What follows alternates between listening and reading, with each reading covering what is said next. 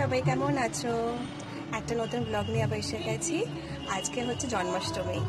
So happy Janmashtami to all of you. তোমরা কিভাবে celebration করছো আমাকে বলো কিন্তু। আর আজকে আমাদের একটু সেলিব্রেশন হবে, সেটা হচ্ছে আমি আমার বাড়িতেও, আমার গোপাল আছে যেহেতু, গোপালের বার্থডে উপলক্ষে মা কিছু আয়োজন করেছে, সেটা তোমাদের দেখাবো। প্লাস হচ্ছে আমি আমার বাড়িতেও পুজো করবো আজকে। আমার ঘরে যেই রাধাকৃষ্ণ আছে, রাধাকৃষ্ণকে সাজাবো, আর গোপালকেও আমি সাজাবো।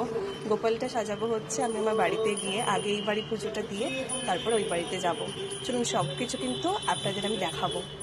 প্রথমেই আমি পঞ্চামৃত বানিয়ে নিলাম ঠাকুরকে অভিষেক করব বলে। আর এই পঞ্চামৃততে আমি দিয়ে দিয়েছি একটু মিছরি, দুধ, মধু, চন্দন আর ঘি।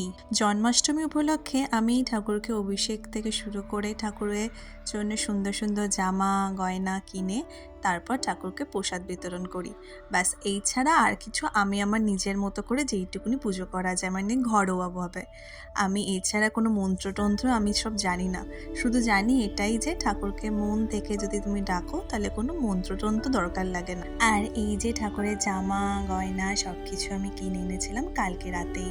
আর দেখুন খুব সুন্দর লাগছে আমার রাধাকৃষ্ণকে। প্রায় একটা বছর হয়ে গেল রাধাকৃষ্ণ আমার বাড়িতে এসেছে। আগের বছর এই সময় আমি রাধাকৃষ্ণকে আমি আমার বাড়িতে এনেছিলাম। আর দেখুন দেখতে দেখতে একটা বছর কেটে গেল। মায়ের কাছে তো এসে গেছি। এসে গোপালকে সাজিয়ে চান টান করিয়ে সুন্দর করে ওকে জামা কাপড় পরিয়ে দিয়েছি। আর এদিকে মা হচ্ছে ওকে ভোগ দেবে বলে মা এখানে এখন তালের বড়া করছে। আর অলরেডি পায়েস, নাড়ু এগুলো সব কমপ্লিট হয়ে গেছে। এই যে নাড়ু আর ওরটা আলাদা করে গোছানো আছে।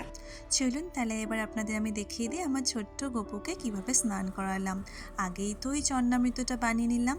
যেইভাবে আমি ওই রাধাকৃষ্ণের জন্য চন্নামৃত বানিয়েছিলাম সেইভাবেই বানিয়েছি, শুধু এর মধ্যে শুধু রোজ ওয়াটার অ্যাড করেছি।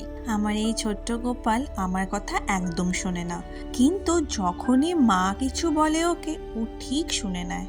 ভাইরা মনে হয় এরকমই হয় যে দিদিদের কথা একটাও শোনে না। এবার আমি সময় পাইনি গোপালকে সাজানোর, তাই জন্য মাই এবার সাজিয়েছে।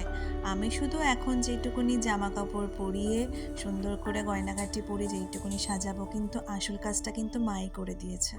আমার ছোট্ট গোপুকে কেমন লাগছে আপনার সবাই আমাকে জানাবেন, ঠিক আছে? আর আমি হচ্ছে ভাগ বসেছি হচ্ছে তালের বড়াতে।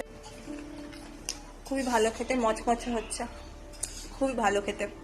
জানি এটা দেখার পরে কিন্তু হোয়াটসঅ্যাপে আর তোমরা সামনাসামনি দেখলে আমাকেই বলবে যে একা একাই তো সব তালের বড়াগুলো খেয়ে নিলি বল।